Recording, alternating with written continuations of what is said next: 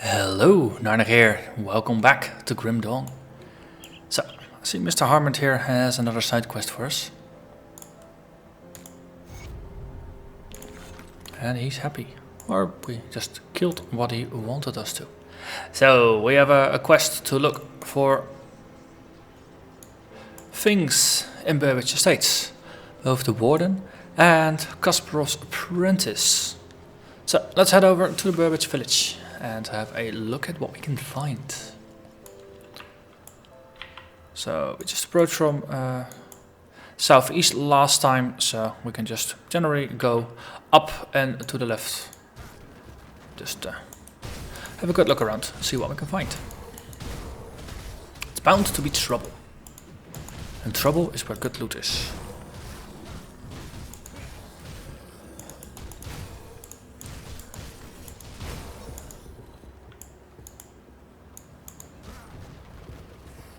So the game has received another very small patch post-launch now, with some very obscure bug fixes that I haven't actually had a problem with, but there haven't been a lot of balance changes, which is good. It's an indication that the game was actually pretty decent at launch.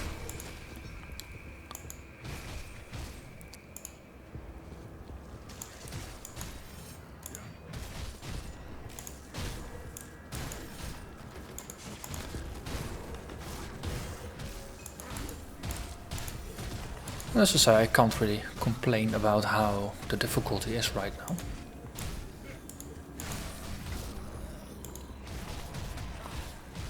I mean, playing on veteran mode and the game feels nice and challenging, but no, it's not too difficult, it's not too easy, it's just right. Maybe once I find some more gear, that might change. Or alternatively, if I don't find enough good gear, that might also change. It's what I eventually had with my my Conjurer, where the game felt... I died a couple of times in some episodes. I died a couple times in an episode, which was a bit more than I would like, but we'll see. So, single point in our main class. And then we got 2 points to spend on other things. So I was thinking, let's just max out these Bulgovian shears so that we are done with that, and then we can add to the other passives. So in terms of skills, basically I want to keep this entire passive line up here maxed as soon as possible, and then work on other things on the side.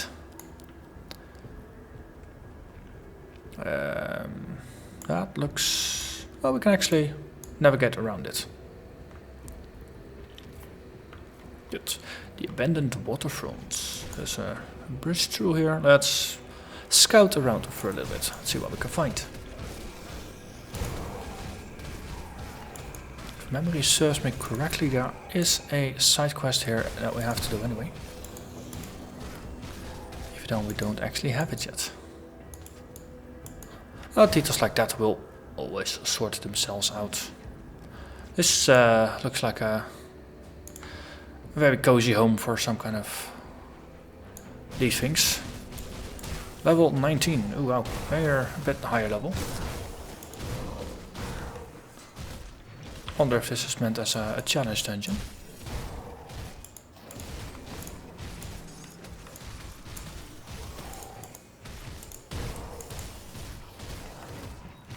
I have to say, we are able to sustain through it pretty well.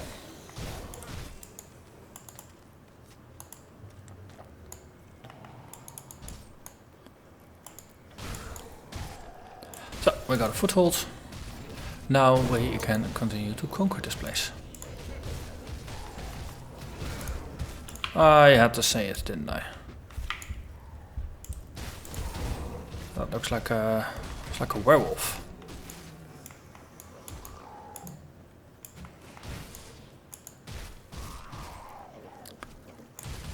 Okay, there's some artillery support. Let's take these guys out as well. Okay, maybe I should back off a little bit.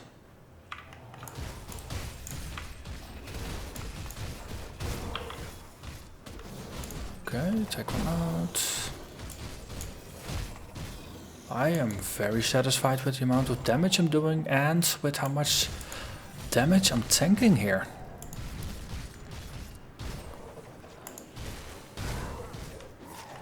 That the heal skill we have, it's very, very powerful. I can't do that yet. Our pneumatic burst. I believe we don't even have that many points in it, right? Okay, it's 6 points with 1 upgrade.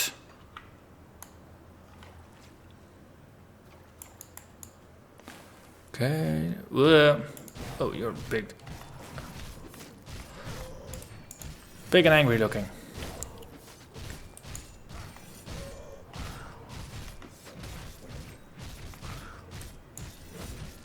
Just slowly cycling through all abilities for some extra damage output, and we are able to out tank him. Hey, we got a sanctuary relic blueprint. Requires play level 25. When you get hit by a critical, you gain a damage absorption shield. Let's see, you need to put an ancient heart in, a wardstone, battered shell, and a radiant gem. This might actually be craftable. Interesting. Well, as I mean, it might actually be craftable within our means. Just some magical knives. We got ourselves a ribbon. Do extra internal trauma damage and gain a little bit of experience, but the ribbon we have is already better. Okay. And we continue. So yeah. Explore every little nook and cranny. Ooh. Interesting. Mistwalker leggings.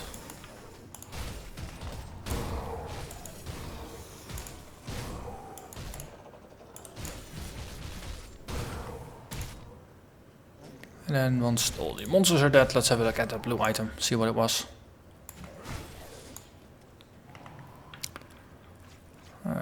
Anyone else? Maybe more of those nice caches with hidden items. Oh, that's also one of the nice things. This is it's a fairly challenging dungeon, or cave, or however you would call this, but definitely rewarding.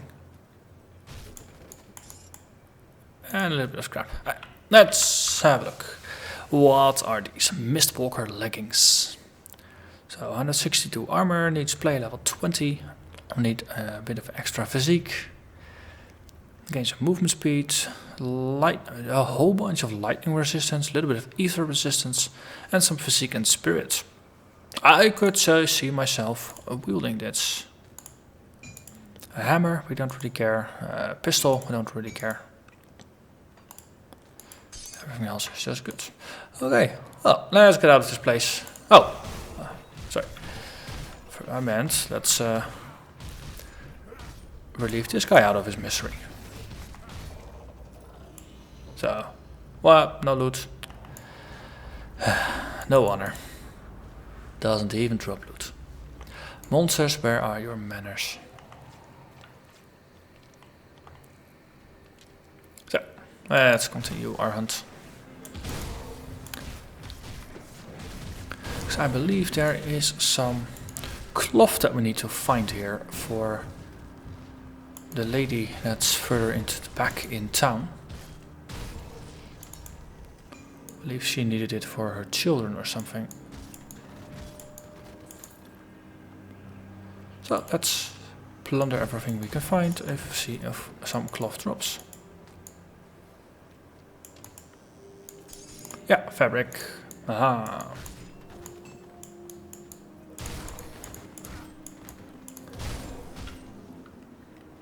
If I remember correctly, we needed 3 pieces. Would be more useful if I had the quest, but then again, I didn't realize I had to already look for that quest.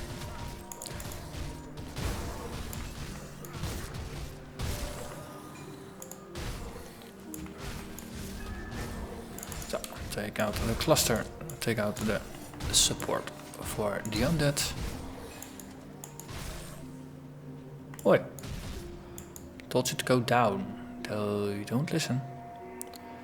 Eh. Another crate, another box.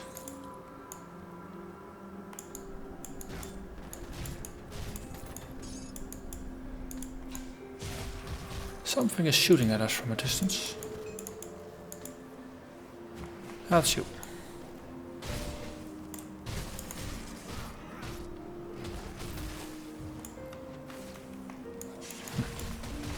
Very satisfying just throwing a dagger after them and just seeing them explode. Also very satisfying to teleport into them and then seeing them explode. Well, basically it's just always satisfying to see them explode, no matter how it was originally achieved.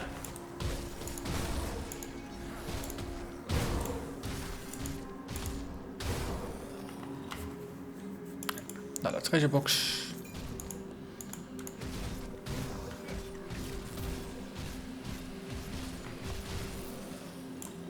Okay, so the backstab really does add a lot of damage. Basically a single backstab or teleporting stab attack thing took out half the life of one of those guys.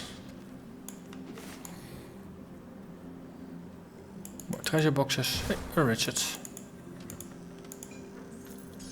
More fabric.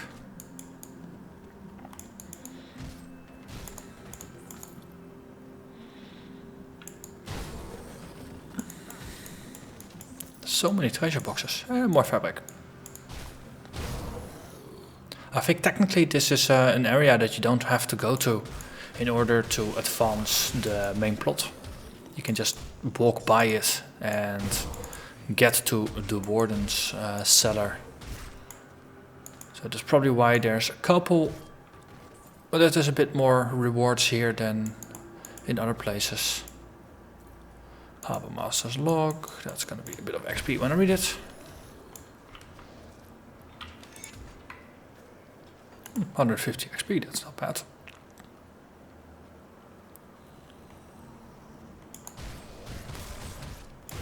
And as I said before, I've basically read all of the lores already out loud in my previous playthrough. So that's why I'm skipping it this time. Just to speed things up a little bit, and for people who are basically watching this as the second playthrough, who've already watched the other one, they're not going to be bored by me reading out all the lore, because there's quite a bunch of written lore in the game, and it's actually pretty entertaining. But yeah, since in beta 31 the only thing that got added was the voice acting for main quests, that's going to be the only thing that I'm actually gonna feature, or so to say. Just gonna let it all play out, because that's new for everybody, including myself. And I really enjoyed the voice acted dialogues. It's always it always feels a lot more polished if a game has voice acted dialogues in it rather than just plain text.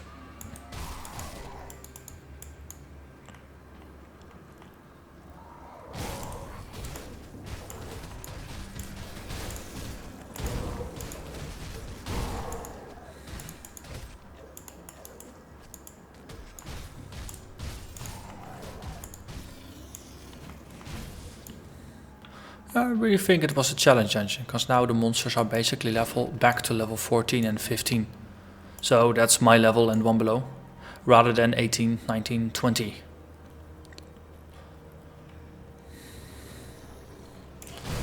There's a bunch of overseers here.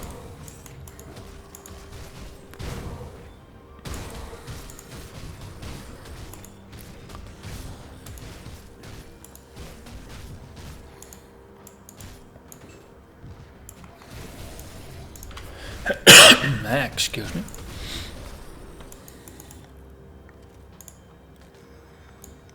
Hey, and there's a trapdoor down here. Where does it take us?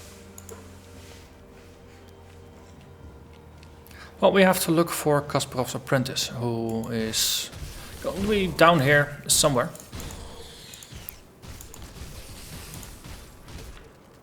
So we might as well have a good look.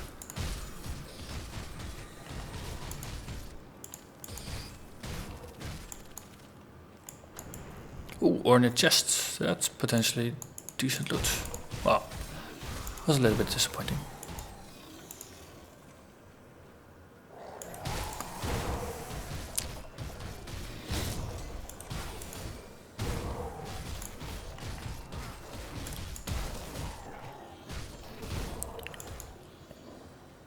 Let's see, anything there? Nope.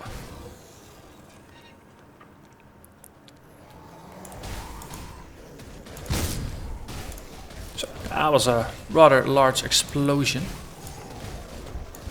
I can't do that yet. There, I actually had to drink a potion to stay alive there. There was a lot of damage that was coming my way.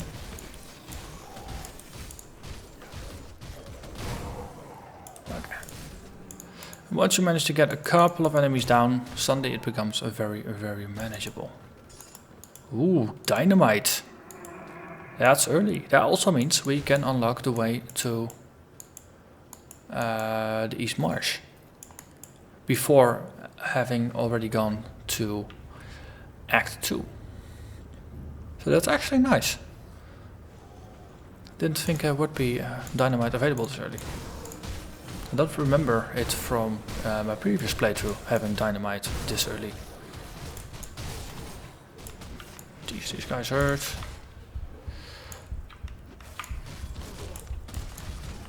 That skill's not ready.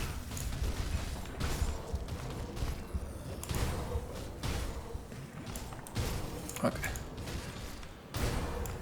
So once the bigger guys are down, it goes better.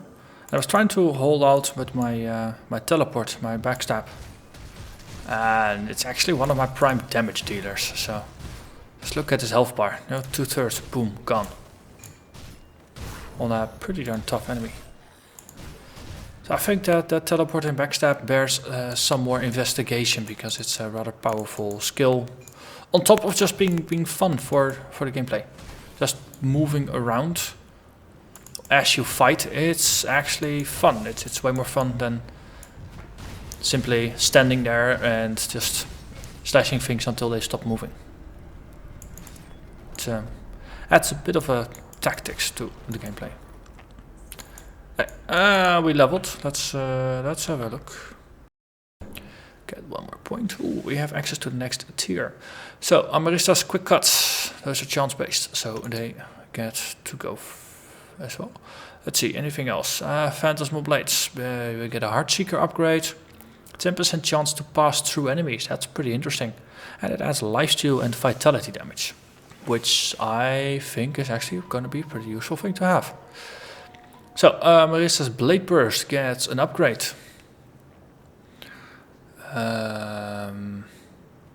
It becomes a boost over time that adds some acid damage, and it boosts cold, frostburn and poison damage, and it adds some offensive ability, so it increases our hit and crit chance. Here we got Shadow Dance, which is an upgrade for a Nomadic Burst. So we gain some defensive ability and we gain a little bit of chance to avoid melee and projectile attacks, but we can boost it 12 times, so that's going to be 24% chance to avoid those attacks. That's going to be a very significant defensive bonus to have that on top of the health regen. That's going to be very nice. And lastly, we have Night Chill. It's a bonus for our aura. We constantly deal some cold damage and enemies gain... Oh wow, they lose pierce, cold, poison and acid resistance. This is very interesting as a boost later on. But for now, let's boost the quick cuts. Get it to 5 ASAP. So we have a maximum chance of using this ability as well. Okay. And then a couple of boxes and then there's the door out. So we have 2 points to spend freely. We have some crafting stuffs over here. We found a wand, we found an axe. We found a lower tier thingamajig. Shoulder armor, that's not very great. Oh, these boots are an upgrade in terms of armor. We gain some cunning, we gain some spirit.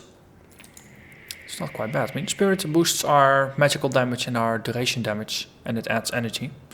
So it is actually not a bad stat to have. Okay. So, let's have a look upstairs. What's up there? So we came out in another building. Let's do a clear of this. Flesh warped treasure. I think he made it.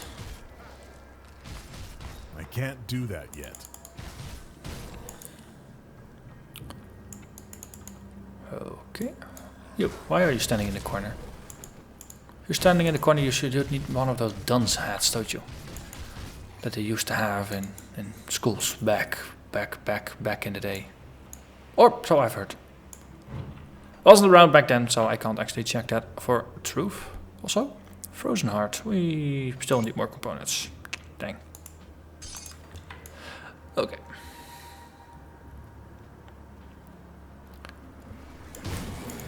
There's quite some enemies over here.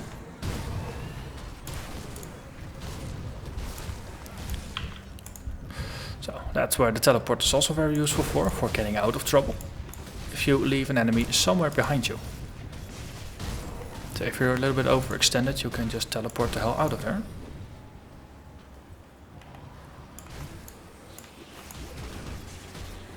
Okay.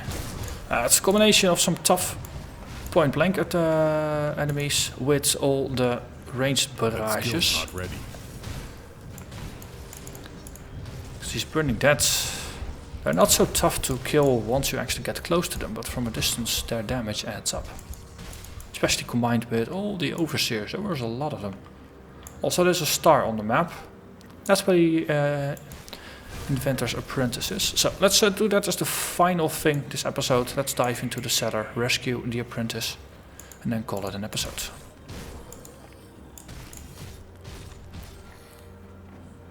Fabrics and episodes and apprentices, that's what it was all about. There is a door. We need to get inside first. Oh, and look, there's a greater shrine. Let's do that first. Okay. You know what, let's actually keep the apprentice till next time.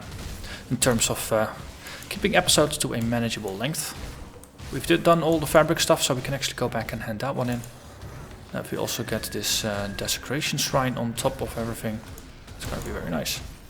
Very nice indeed.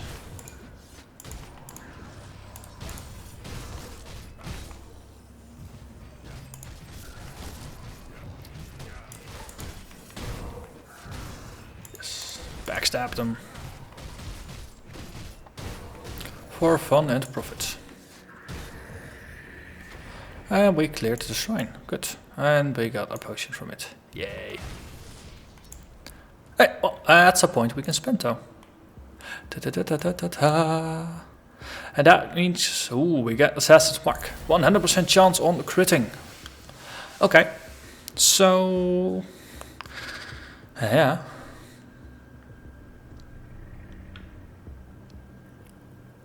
What did it do again? Enemies gain less physical resistance and pierce resistance after hitting. So we need to have this kicking quite often. So maybe Shadow Strike is not the best of ideas because we're not Shadow Striking all the time, and most of the time Shadow Strike is a finishing move. So something... Let's see, Amarista's Blade Burst is a single target, but we got the... No wait, this is an AoE actually. Ah, Belgovian Shears, those are a proper chance-based AoE. So let's tie it to that. Whenever that one crits, we reduce enemies' resistances. Which sounds like not bad, too bad of an idea. So let's go to town. And have a chat. One of the nice things is you can use your pneumatic burst to increase your running speed also while you are in town. And then if we go over here,